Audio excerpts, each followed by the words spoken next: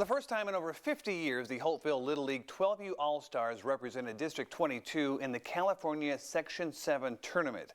Holtville took the hard road in winning the District 22 title by working through the losers bracket and defeating El Centro's powerful All-Star team twice. Holtville assistant coach Orlando Aguirre and head coach Mitch Kellum told the team that reaching the Little League World Series in Williamsport, Pennsylvania was a long shot, but at least they had a chance. Aguirre says Holtville only has had one team and doesn't have the opportunity to cherry pick players like most other teams. That's what makes this team and what they did so special. It was our original team since the season because in Holtville only had one team. So pretty much that was our team. We didn't get to pick any kids from other teams. And this is why I'm so proud of these kids, because they've gone this far. And I don't know if they understand what they accomplished. They're young. We tell them, but they will when they get older. Aguirre says Holtville lost both of their games in the Section 7 tournament at Frazier Field and El Centro over the weekend. Now, even though they are eliminated, the action continues tonight through Wednesday at 7:30 to determine who will represent Section 7 on the road to the Little League World Series in Williamsport.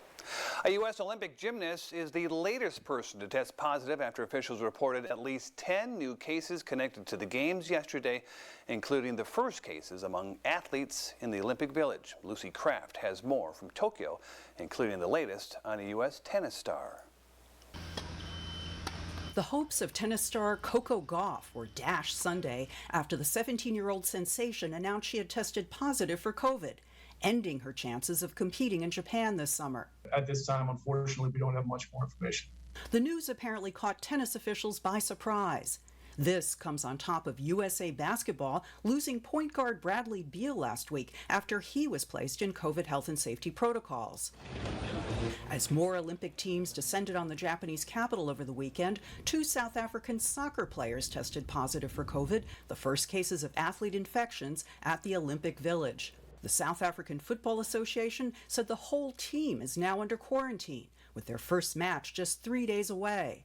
They will only be allowed to compete if they test negative 6 hours before the match. While Olympics officials say there is zero chance the Games will end up triggering a super spreader event, many residents here aren't buying it. 2 separate news polls over the weekend found an overwhelming majority of residents are skeptical that the Games can be held safely.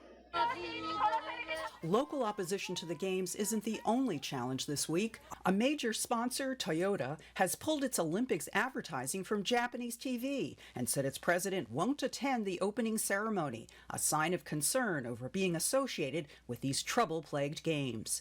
Lucy Kraft, CBS News, Tokyo. Another quick note about the Olympics. Basketball player Zach LaVine has tested positive. He will not make the Olympics for the USA basketball team. Now, in other sports news, Los Angeles County's very own Colin Morikawa won the Open Championship over the weekend. It's also known as the British Open. Morikawa has now won 2 majors in his first 8 outings. He's the first player in men's golf history to win his debut at 2 separate major events. He also became just the 8th golfer ever to win 2 majors before the age of 25. That's all we have for sports. Brandon, back to you. That is impressive, my friend. Thanks.